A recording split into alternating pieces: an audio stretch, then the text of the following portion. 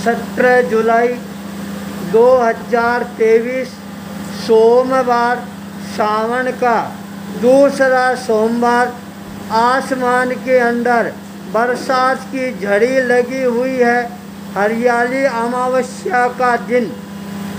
आज हम मनोहर गौशाला में स्पेशल रूप से पहुँचे हैं केवल आचार्य अरविंद मुनि के लिए, क्योंकि इनको आज इस स्थान पर महत्वपूर्ण अवसर के लिए आना था। ये गौशाला देखने के लिए अरविंद आचार्य के मन में इतनी ज़्यादा उत्सुकता जगती है, चाहे कुछ भी हो जाए, आंधी आए, तूफान आए, पर मेरे को एक बार अवश्य ही गौशाला में जाकर और वो जो कामधेनु गाय उससे साक्षात्कार है वह करना ही है। आज उनकी भावना अवश्य ही पूरी हो गई है। 2 दिन पहले हमारा यहाँ पर आना हुआ था। उस समय आचार्य अरविंद मुनि हैं, वो विशेष यात्रा के लिए भुवनेश्वर गए हुए थे। जो ही आज आते हैं और उन्होंने कहा सबसे पहले मेरे को उस स्थान पर जाना है जहाँ पर कामधेनु गाय साक्षात रूप से देखने का अवसर प्राप्त होगा। गाय की जो पूंछ है उसको जब आप देखेंगे यूँ लगेगा मानो कोई हाथी की सूंड है, वो हमारे को नज़र आ रही है। गाय के 4 स्तन है, 4 स्तनों में से केवल एक स्तन है वह हमारे को नज़र आता है। एक स्तन से वह लगभग 50 बछड़ों को दूध है आराम से पिला सकती है।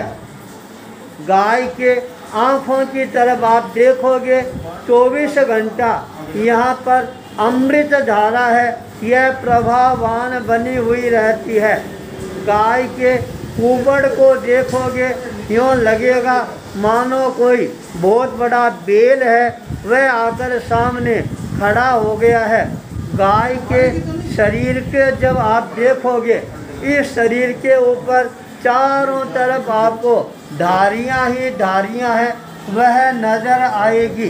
जब इस तरह की साक्षात रूप से हमारे को इस गाय से साक्षात्कार करने का अवसर प्राप्त होता है।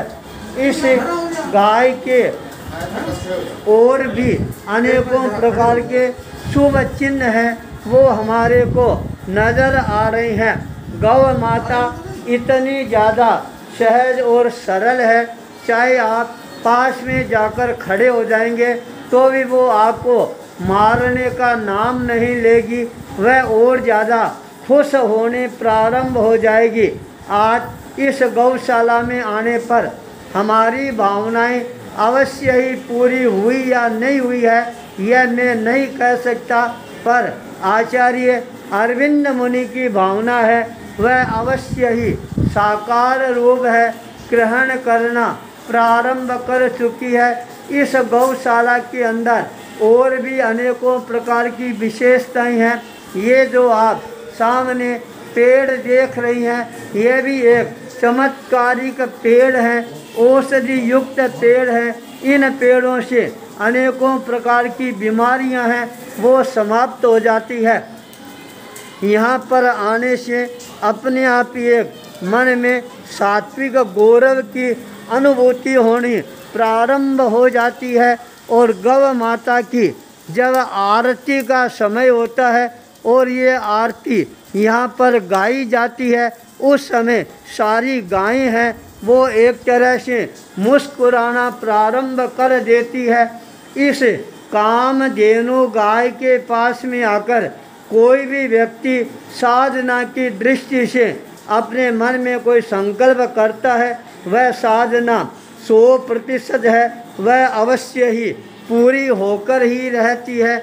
आज हमारे को यह दुर्लभ अवसर पुनः प्राप्त हुआ है। मुनि कमलेश कुमार के साथ और भी ये यात्रा हमारे लिए मंगलकारी बनती जा रही है। इसी मंगल भाव के साथ ओम ह्रीं श्रीं 52 गजा बालाजी नमो नमः। ओम ह्रीं श्रीं 52 गजा बालाजी नमो नमः। ओम ह्रीं श्रीं 52 गजा बालाजी नमो नमः। नमो नमः। नमो नमः। नमो नमः।